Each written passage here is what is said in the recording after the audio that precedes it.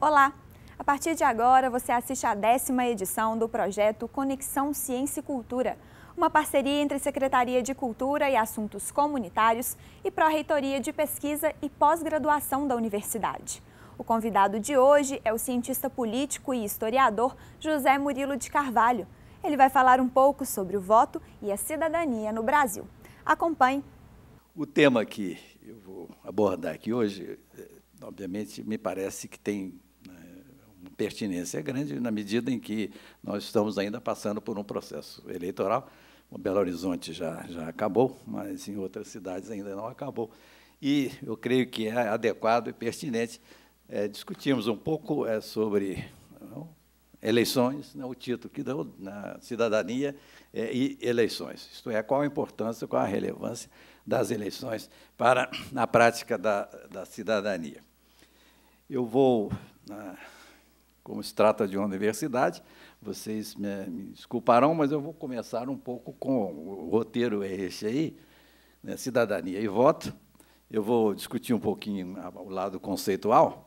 Eu não faria isso em outro auditório, mas aqui é uma universidade, eu creio que é pertinente discutirmos um pouco esse aspecto conceitual, que, em geral, para ouvir, às vezes, não é meio chato, mas eu acho que é relevante.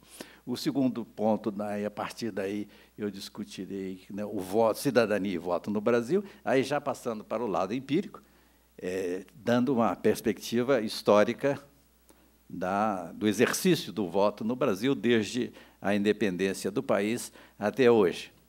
E, finalmente, para concluir, algumas ideias a respeito do sentido do voto para o exercício da cidadania hoje no país.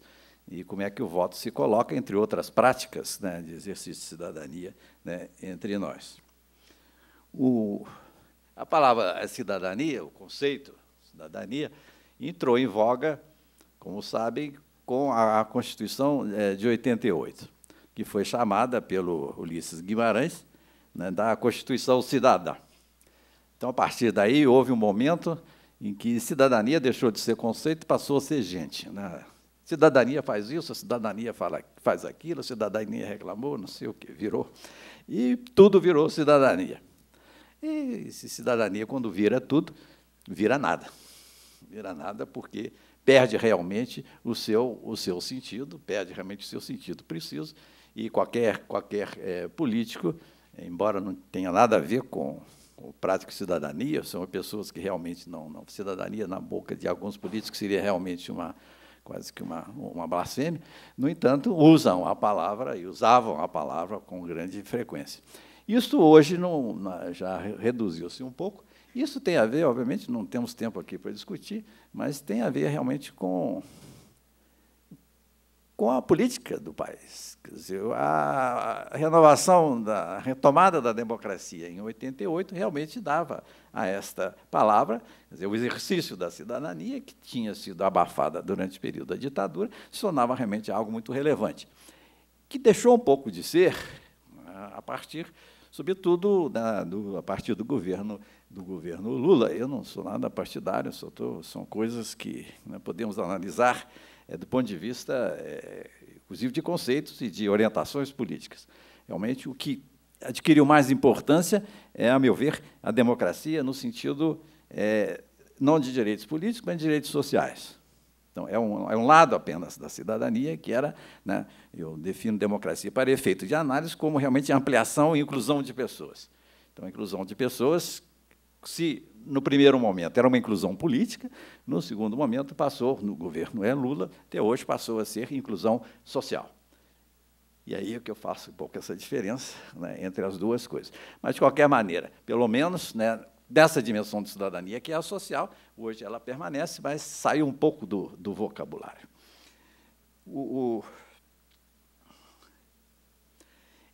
A cidadania é um conceito, obviamente, ocidental.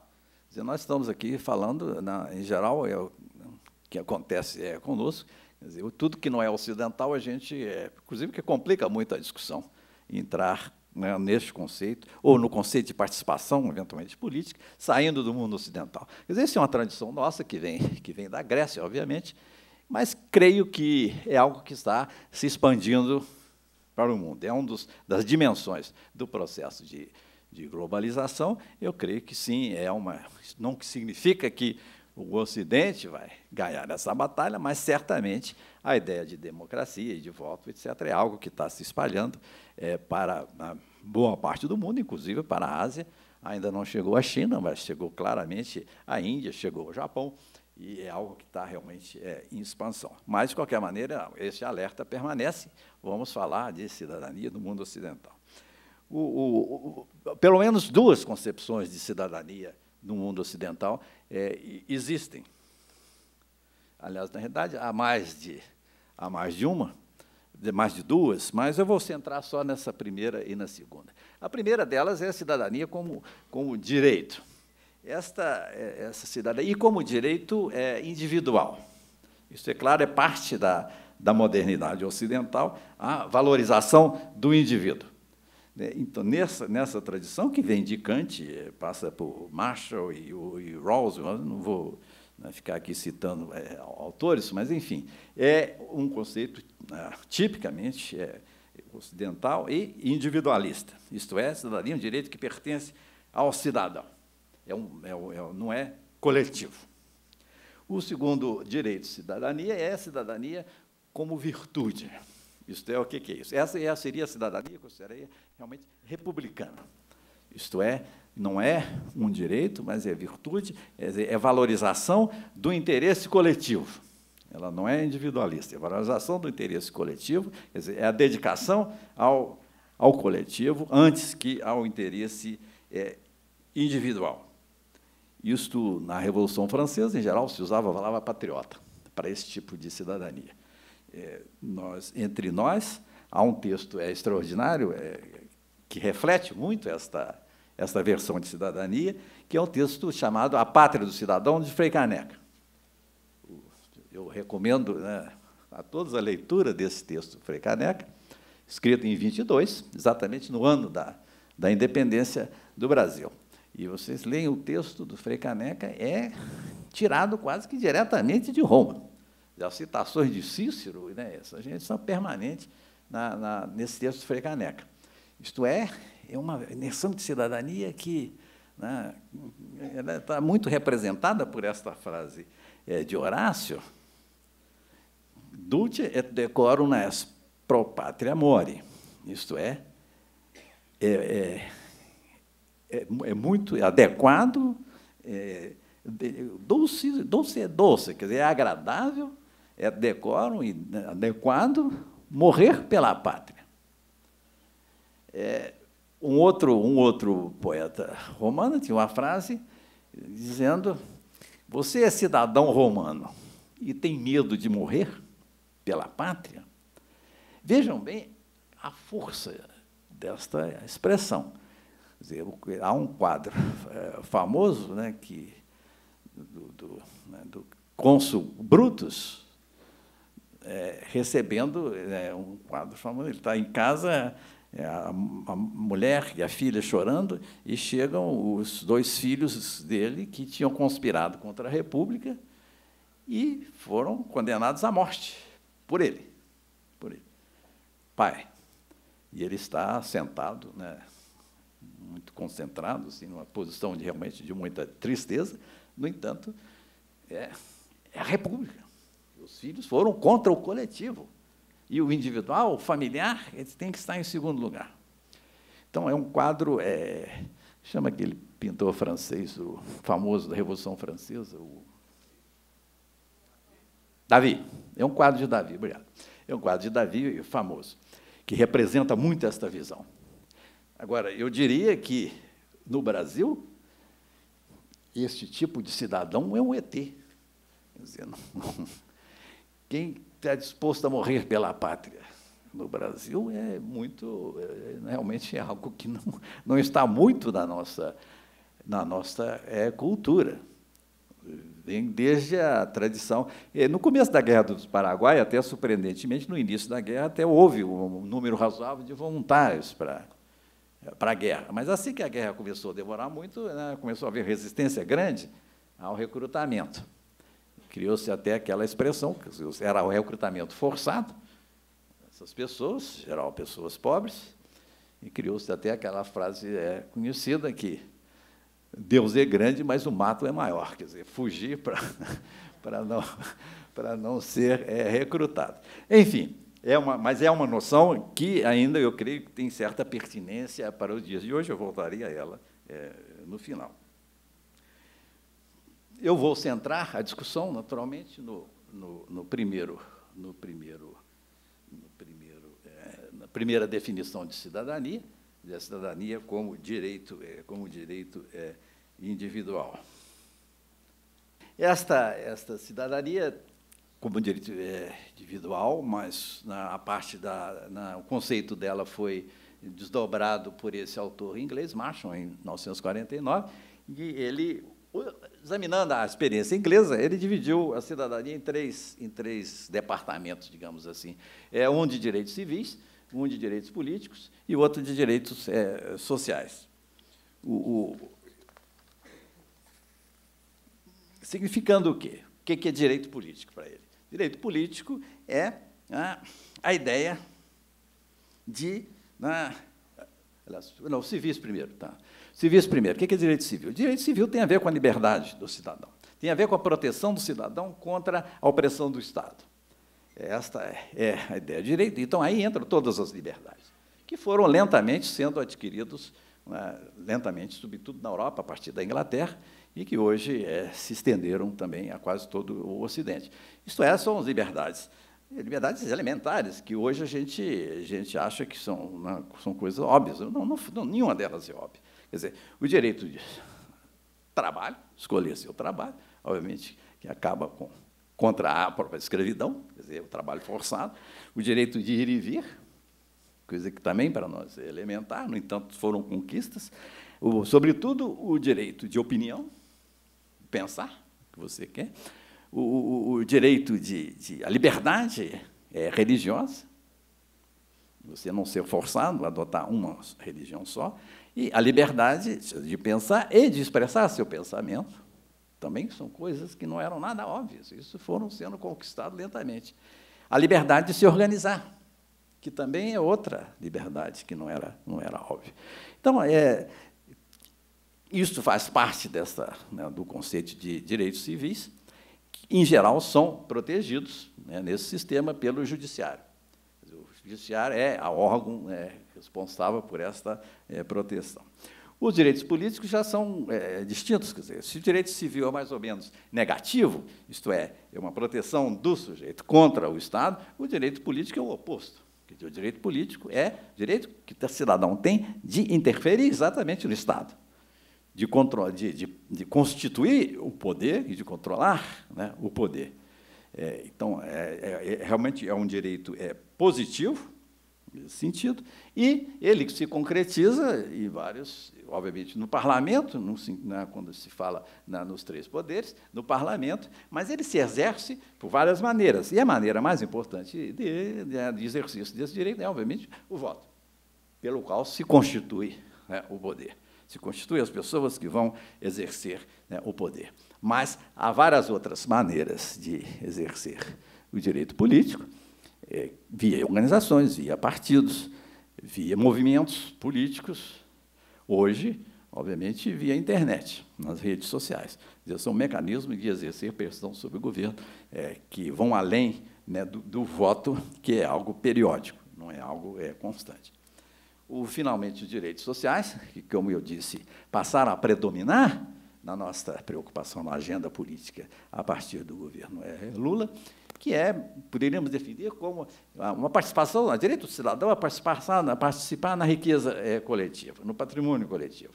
Isto é, isso tem a ver com direito de saúde, trabalho, direitos trabalhistas, em geral, de organização, a organização mais civil, mas sobretudo, educação, saúde, emprego, tudo isso são direitos sociais, e que, de novo, são direitos, e o órgão, o poder vinculados, sobretudo, aos direitos sociais, tem a ver, sobretudo, com o executivo.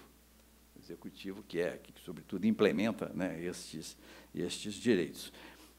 Mais recentemente, a Constituição de 88 fala num outro tipo de direito, chamado direitos difusos. Esta é uma inovação no sistema, eles não são individuais. E o direito difuso não está preso especificamente a um indivíduo, ele está preso à coletividade. Então, e o direito difuso, e que eu acho que o Ministério Público é um dos instrumentos mais eficientes, né, de promover os direitos difusos, e, sobretudo, eu acho que o mais importante deles hoje é, sem dúvida nenhuma, o direito que tem a ver com a ecologia. Quer dizer, o direito do cidadão tem né, que o Estado preserve as condições de sobrevivência, aí não só das pessoas, dos países, mas, hoje mesmo, preservar as condições de sobrevivência da humanidade. Quer dizer, este é um direito novo que não vamos discutir aqui. E aqui entramos no campo da história. Quer dizer, isso é uma definição abstrata, mas não é assim tão abstrata, porque o Marshall, quando ele desdobrou a cidadania nesses 3 direitos, ele estava claramente voltado para a experiência inglesa. Quer dizer, e esta experiência inglesa, quer dizer, esses direitos não apareceram juntos. Na Inglaterra foi um processo histórico que levou séculos para ser um processo para se desdobrar. Então, na sequência histórica inglesa, primeiro vieram os direitos civis, isto é, veio primeiro a liberdade. A briga dos barões com o rei na Inglaterra, que vem desde a Magna Carta, tinha a ver com conquistas que tinham a ver com essas liberdades que nós falamos. Quer dizer, e o judiciário se desenvolveu cedo na Inglaterra, por isso que os cidadãos se defendendo contra a opressão do rei. E, não por acaso, a Inglaterra foi o primeiro país dos ocidentais a controlar o absolutismo. Quer dizer, não, em certo momento, até aboliram a monarquia, decapitaram um rei, mas, logo depois, curiosamente, voltaram ao sistema monárquico, mas com essas condições, quer dizer, com condições muito precisas em relação ao poder do rei, que foi lentamente sendo reduzido, né, por esses dispositivos que começaram na Magna Carta. Então, sobretudo, a liberdade de expressão, a inviolabilidade do lar, e tudo isso. Eu toco aqui e acaba... aprendi. Então, isto veio, e, em sequência a isso, e estou falando aqui na sequência no dia seguinte, 1 século, 2 séculos. Século XIX, na Inglaterra, é que os direitos políticos começaram a ser ampliados, e aí sim, é uma sequência cronológica, mas é uma sequência também lógica. Isto é, foi com base no exercício de direitos civis, sobretudo com a liberdade de expressão, liberdade de pensamento, a liberdade de expressão do pensamento, a imprensa, a liberdade de organização. Foi com base nessas liberdades que se começou na Inglaterra o movimento que chamou lá o cartismo. Isto é, o movimento da metade do século XIX, reivindicando participação política. E veja bem, como nós vamos ver na frente, no Brasil, a participação eleitoral, na metade do século XIX, era muito maior do que na Inglaterra. Isso é escandaloso para muita gente, mas eu vou mostrar dados aqui. Era maior, mais ampla. Só que na Inglaterra, por via deste tipo de pressão que veio de baixo, dos próprios cidadãos, houve reformas eleitorais, uma em 32, outra em 67, outra um pouco mais tarde, 87, por aí, posso estar errado nesse último número, que o sistema foi se abrindo. E, realmente, o direito de voto, o direito político do voto, foi se transformando em algo que foi lentamente se universalizando. Não chegou ainda às mulheres nesse momento, mas as mulheres chegou só depois da Primeira Guerra Mundial. Mas, de qualquer maneira, foi uma expansão constante do direito do voto, com base no exercício de direitos civis. Finalmente, já no século XX, de novo, como consequência da ampliação dos direitos políticos, que permitiu a formação do Partido Trabalhista inglês. Porque a Inglaterra tipicamente, eram o Partido Liberal e o Partido Conservador, como era no Brasil também no século XIX. No entanto, a partir dessa ampliação do voto para os operários, foi possível criar um partido trabalhista, o Labour Party, que, dentro do Congresso, passou a reivindicar reformas sociais. Isto é, começou a reivindicar direitos sociais dentro do parlamento. Então, vejam bem que esta sequência foi uma sequência cronológica e lógica. E é curioso que, quando Marshall escreveu este texto em 49, o curioso aí é que esse texto foi escrito dentro de que conjuntura histórica? Da Guerra Fria, já. Da Guerra Fria. E essas declarações, para fazer declarações de direitos, a nova declaração de direitos humanos que foi feita, teve uma disputa extraordinária entre o mundo soviético e o mundo ocidental liberal. Por quê? O mundo soviético colocava ênfase, obviamente, nos direitos sociais. E o mundo ocidental colocava a ênfase nos direitos políticos e civis. O Marshall, ao fazer isso, o que ele fez? Ele introduziu, nesse esquema dos direitos, os direitos sociais também, que, obviamente, era uma resposta à pressão, né, do outro lado, em relação aos direitos que valorizava, sobretudo, os direitos sociais.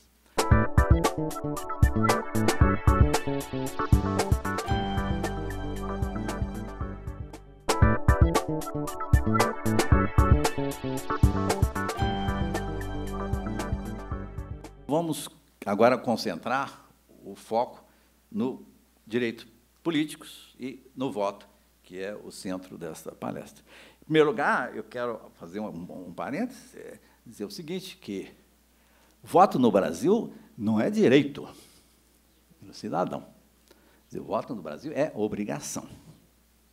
Eu só conquistei o direito de votar 2 anos atrás, quando eu fiz 70 anos. Agora eu tenho o direito de votar, isto é, eu posso votar ou não votar. Isso é um direito, você escolhe. Antes, eu não tenho, e todos vocês aqui certamente também não têm, vocês têm obrigação de votar.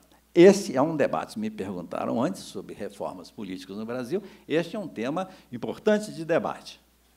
E é difícil tomar uma posição. Por quê? Eles têm a ver com concepções distintas de cidadania. Quer dizer, o voto, como direito, tem a ver com aquele conceito liberal de cidadania. Isto é o meu direito, que não posso exercer, escolho, é minha escolha. Em muitos países é assim. As pessoas não são obrigadas a votar, e muitos não vão votar. O voto como obrigação tem mais a ver com aquele segundo conceito de cidadania, que é a cidadania como obrigação, como um exercício de uma obrigação cívica. Você é obrigado a participar, porque é a sua comunidade, o cidadão, você é obrigado a participar. Então, esse é o conceito do voto como obrigação, e não direito. A grande pergunta é que há movimentos no Brasil querendo transformar o voto em um voto optativo, que você vota ou não vota. É muito difícil esse tema, muito difícil, porque realmente, estritamente falando, realmente nós não temos direito de voto. Eu, pessoalmente, acho que, nas condições em que nós estamos, sobretudo nas condições, né, do eleitorado brasileiro, eu acho que ainda vale a pena manter o voto como obrigação. Quer dizer, pelo menos ele tem um sentido pedagógico. As pessoas, pelo menos, vão lá votar, etc. Mas é um tema polêmico que né, pode perfeitamente ser discutido e não é simples. Bom, vamos agora ver, né, vamos entrar em algo mais concreto. Agora o Caio vai ficar mais satisfeito, vamos entrar para dados históricos mais precisos, concretos. Isto aqui é o eleitorado brasileiro de 1935 até 1945, isto é, 110 anos de nossa história 35, porque nós temos estatísticas a partir daí, mas certamente poderia ser levado até 1823, quando houve as primeiras eleições que nós tivemos para a Assembleia Constituinte. Mas os dados são muito precários por aí, então eu começo em 35, porque nós temos dados para a eleição do regente, né, em 35. Então, vejam bem, a gente começa em 35 com 10% da população votando. Até 72 se mantém este índice. Em 81, houve uma chamada lei, da Lei Saraiva, do voto direto. Veja bem a devastação que ela causou. Passou para 2%. O que foi o voto direto? O voto direto é que o voto anteriormente era em 2 turnos. Havia votantes e eleitores. Os votantes votavam e elegiam os eleitores. Os eleitores votavam e elegiam deputados, senadores, etc. A eleição para vereador era direta, mas para deputados e senadores era indireta. Então, o que essa lei Saraiva fez foi introduzir o voto direto, isto é, eliminar os 2 turnos. Então, não havia mais depois votantes e eleitores, havia simplesmente eleitores que elegiam, né, os deputados. Obviamente, em tese, podia ser considerado... O Zé de Alencar, na época, foi muito contra, dizendo, olha, isso é um equívoco. Por quê? Sobretudo, por quê? Porque, ao fazer isto, eles fizeram algo muito mais sério, proibiram o voto do analfabeto. Isso foi algo sério, porque, vejam bem, na Constituição de 24, o analfabeto votava. E isto é algo raro, muito raro. Acho que nem na Constituição de Cádiz, que foi a base dessa legislação, havia voto de analfabeto. Foi algo muito liberal, muito mesmo, considerando isso na prática na época, porque nós não podemos discutir isso em termos absolutos, né? Tem que ver qual era a situação da época. Foi muito... E quais uma das principais... Foram os liberais que fizeram essa lei, mas apoiado, obviamente, fortemente pelos conservadores. Por quê? Um dos pontos centrais foi a votação da lei do ventre livre, em 71, porque o Congresso, o governo conseguiu, no Congresso, passar essa lei a duras penas, mas conseguiu, e começou a haver uma reação contra o sistema eleitoral, dizendo que o governo fazia a sua própria base de sustentação. E, portanto, era preciso reduzir o peso do governo nas eleições. E por quê? Porque essa população votante do primeiro turno era uma população pobre, sujeita a pressões do governo, etc., etc. Então, era preciso realmente melhorar a qualidade do eleitor. E uma das razões foi esta, né? Uma das consequências foi tirar, né, o voto aos analfabetos, que só voltou quando no Brasil? 1988. Durante esse período todo, mais de 100 anos, esta parcela. E, vejam bem, qual era a porcentagem de analfabetos na época, né, na Lei Saraiva? Mais ou menos 80%, 85% da população. Quer dizer, era quase que o Brasil inteiro. Então, é algo realmente profundamente significativo. E o que é mais é que a República não alterou isso. Quer dizer, a Constituição republicana eliminou a exigência de censo. Isto é, você tinha que ter uma determinada renda para poder votar. No entanto, eu e outras pessoas fizemos cálculos da renda, que era 100 mil reais, depois passou 200 mil reais. Era uma renda que, em si, não impedia quase ninguém de votar. Ela era muito baixa, comparado, se você compara com os preços da época, etc., realmente era muito baixa. Ela não afetava. Agora, sim, a alfabetização, sim, afetava profundamente. Então, vejam bem, houve uma pequena recuperação, né, a partir da eleição de 94 do Prudente de Moraes, 2% da população votaram. E 22, 100 anos depois da independência, 2,9%. 30 já começou a subir um pouco, mas começou a dar um salto só em 45, com o final do Estado Novo. Então, vejam como, não só o Império, e se a gente pega a comparação com outros países da Europa, né, para 35, 72, etc., como eu disse, eu não encontrei nenhum que tivesse esse nível de participação eleitoral. Agora, a diferença foi que, realmente, na Europa, foi uma linha crescente, como na Inglaterra, de inclusão constante da população no voto. Enquanto que, realmente, no Brasil, a parte final do século, nós já estávamos muito atrás destes países europeus. Para mostrar um gráficozinho, este foi o percurso nosso até 30. Vejam bem, um enorme baque em função da lei de Saraiva e depois uma recuperação lenta, mas que não chegou nem de longe ao que era antes da lei Saraiva. Não chegou a...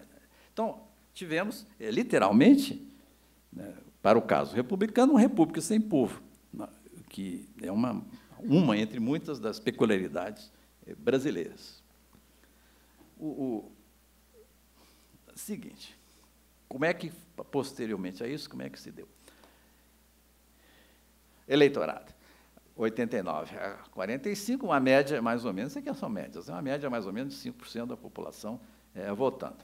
Em 45, depois da redemocratização, e aí sim, depois de não só democratização, mas também a introdução da justiça eleitoral, e começou aí a funcionar, desde 34, o voto da mulher, que é algo importante, que em 34 ainda era optativo, mas em 45 já passou a ser um voto também obrigatório. Então, e aí entrou, então, uma parcela extraordinária, embora nenhuma das constituições brasileiras proibia o voto das mulheres, nenhuma, nem a de 24, nem a de 91, mas isso foi discutido no Congresso. Alguns falavam assim, mas não é proibido, pode votar. Mas aí entrava, obviamente, a cultura brasileira, que não, a maioria dos deputados não admitiam esta possibilidade, que a mulher votasse. Porque aqui havia uma argumentação clássica. O eleitor tem que ser independente. E aí era a coisa. Pobre, analfabeto, não pode, porque não é independente, etc. Até trabalhadores não podem, porque depende do patrão. Soldados não podem, porque tem que obedecer. Pessoas das ordens regulares também não podem, porque tem voto de obediência. Este era um argumento. E mulheres não podem, porque ou obedecem ou o pai ou o marido. Então, não tem independência para votar. Então, foi uma luta que começou na Inglaterra. Nos Estados Unidos, acho que foi o primeiro país em que as mulheres começaram a votar, mas na Inglaterra foi uma batalha grande, final do século XIX. Na França, que teve a Revolução Francesa, as mulheres começaram a votar a partir de 1948, por aí, quase 100 anos depois da revolta de 1848 na França. Então, a resistência era muito grande. Então, nesse sentido, nós até fizemos isso antes que a França fizesse, mas, enfim, isso começou. E agora vejam, como é que cresceu de uma maneira exponencial, a partir de 45. Quer dizer, 60 já 22%, 86, 51%, 2012, 71% da população vota, pode votar, obrigada a votar no Brasil. E outro dado importante está ali entre parênteses, aqui embaixo, não funciona. Mas está ali, claramente, entre parênteses embaixo. Desses milhões de brasileiros que foram incorporados ao sistema eleitoral, 53 milhões deles foram incorporados entre 62 e 86, que equivale mais ou menos ao período da ditadura militar. Não é exatamente 64, porque eu não tenho os dados para isso, mas exatamente, são 2 anos de diferença quando entraram. Isso, 53 milhões era a população do país em 1950. Então, outra originalidade brasileira.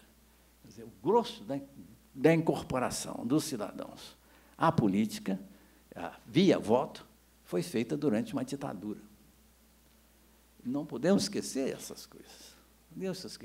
E o que significava votar durante a ditadura? Bom, a maioria de vocês aqui não viveu este período, eu, infelizmente, vivi. O voto não tinha praticamente sentido. Por quê? Porque o Congresso era controlado, havia as cassações de deputados, volta e meia se fechava o Congresso, etc. Então, 50 milhões de brasileiros foram incorporados ao voto, quando o voto, na realidade, tinha muito pouca importância política. não é difícil imaginar o que isto significa em termos de percepção do voto e de importância do voto. E votava por quê? Porque era obrigatório. Se fosse livre, provavelmente a maioria das pessoas não ia votar. Aí seria algo, né, importante, porque este voto que as pessoas davam obrigatoriamente, que não tinha sentido, legitimava, de alguma maneira, governos militares que podiam se apresentar ao exterior. Por exemplo, não, ditadura. As eleições se realizam normalmente. As pessoas votam, né, e vão lá votar. Portanto, é o que acontecia na União Soviética, né, que se justificava por, não, as pessoas participam, votam. Então, não é uma ditadura.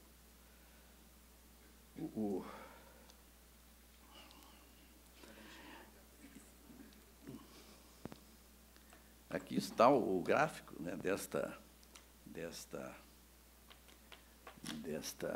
evolução eleitoral a partir de 30, sobretudo, de 45. E hoje, não há dúvida nenhuma, nós temos, talvez, o sistema eleitoral mais democrático, no sentido de sua amplitude, do direito de voto, imagino que talvez qualquer outro país, porque pessoas de 16 anos podem votar. Então, poucos países. Eu li agora que o Uruguai quer introduzir isso, que é um dos países, certamente, o país mais liberal da América Ibérica, mas só agora, e nós já temos isso desde 88. Então, realmente, é uma extraordinária participação política que temos hoje, mas isto em si não resolve tudo, porque temos Bom, temos o Tribunal Eleitoral, obviamente, as características pós-65, além dessa expansão enorme, tem outra coisa importante, que as eleições hoje são praticamente à prova de fraude. O processo em si de votar, isso aí fizemos um avanço extraordinário, porque, bom, vocês também não lembram, mas como era o processo eleitoral, não só no Império, na República Velha, mas até a década de 50 era uma fraude só. Quer dizer, você pegava as cédulas, colocava lá na urna, trocava essas cédulas, tinha técnicas especiais, botavam moças na rua para... você vai votar em quê? Falava, grande pessoa, não sei o quê. Beijava a cédula, botava a marca de batom na cédula. A pessoa botava a cédula numa coisa, era invalidada, porque invalidava seu voto porque tinha uma marca. Quer dizer, era uma criatividade extraordinária para fraudar a eleição. Hoje, as eleições ficaram muito mais sem graça, até certo ponto, porque você chega lá, né, não pode ter ninguém ali querendo te conquistar para isso, não tem curral eleitoral, não tem mais nada. Realmente perdeu-se muita graça com a coisa. Mas, obviamente, é um sistema, praticamente, hoje, quase que à prova de fraude. Então, isso é um grande avanço. Comentando, outro avanço extraordinário foi a lei da ficha limpa, né, que, além de tornar o processo mais confiável, também melhora a qualidade dos eleitos, filtrando, né, as pessoas de ficha suja. Então, são grandes progressos. Mas, vejam bem, é uma expansão eleitoral, primeiro, muito rápida, muito recente e muito rápida. Quer dizer, processos que levaram séculos em outros países, nós fizemos isso em 50 anos. E isso, obviamente, tem consequências. Eu vou, aqui já caminhando para o final, que tipo de eleitor, então, nós temos hoje? Quer dizer, o voto de alguma maneira, obrigatório, mas, enfim, é um voto que pode-se dizer é livre, mas eu diria que essa liberdade do voto é meio complicada. Por quê? Vejam bem, aqui tem a ver com questões sociais, questões da nossa estrutura social. Porque, vejam bem, isso aí são dados do TSE. Vejam bem, isso aqui é dos eleitores. Aquela primeira faixa maior ali, que são analfabetos, que sabem ler e escrever e que têm o fundamental incompleto. Isso aqui corresponde a... Onde é que está aqui? Corresponde, para dar uma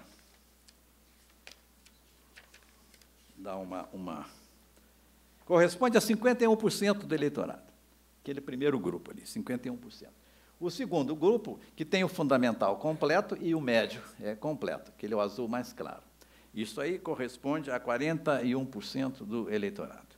E a faixa menor, pequena, a pizza ali, da fatia da pizza, são quem tem superior completo ou incompleto, que são 7% da população. Pelo lado eleitoral. Então, realmente significa que realmente o grosso da população não tem nem o ensino médio completo. O voto, isso é importante. Há outras formas de participação política e o voto não é a única delas. Hoje, as redes sociais se transformaram num poderoso instrumento de pressão política. Na realidade, o mais importante deles, no intervalo das eleições, que é o meio mais importante no intervalo das eleições. O problema da democracia, representativa ou indireta, é universal. Em todos os países, a insatisfação com a representação política, talvez, em futuro próximo, a internet torne possível a volta à própria democracia direta. Isto é, a democracia direta dos antigos, que todo mundo vota abertamente, não há representantes. As redes sociais se transformaram numa nova ágora política, como a ágora grega, e desta vez democrática, porque não exclui os escravos. A cidadania como virtude republicana teria algum papel entre nós? Todos concordam que a nossa república nunca foi republicana. Já muito antes, escrevendo em 1627, Frei Vicente do Salvador citou um bispo de Tucumã, que viajava pelo Brasil, dizendo, verdadeiramente, nesta terra andam as coisas trocadas, porque toda ela não é república, sendo cada casa. Eu diria que hoje, talvez, nem as casas sejam mais república. No entanto, alguma dose de valores republicanos, de interesse coletivo, de virtude cívica é indispensável para que não se desmoralize a nossa democracia social, aquela diferença que eu fiz entre democracia, que é inclusão, e república como bom governo, governo transparente, eficiente, voltado para o interesse coletivo. Se em alguma dose de valores republicanos não teremos instituições respeitáveis e respeitadas, não teremos uma democracia republicana ou uma república democrática. Uma sem a outra não sobreviverá a curto prazo, a médio prazo. Finalmente, eu não estou aqui desvalorizando o voto como instrumento de participação política, de modo algum. Sobretudo com o auxílio da ficha limpa, ele ainda é um instrumento importante para a construção de uma república democrática, que deve ser escrupulosamente exercido, como direito ou como dever. Apenas coloco em perspectiva. Meu ponto é que não basta votar para cumprir o dever de cidadão. O voto, repito, é apenas um entre vários mecanismos de exercício da cidadania política, sem falar na cidadania civil, social e difusa. O voto, enfim, é importantíssimo, mas não pode ser o álibi do cidadão. Muito obrigado.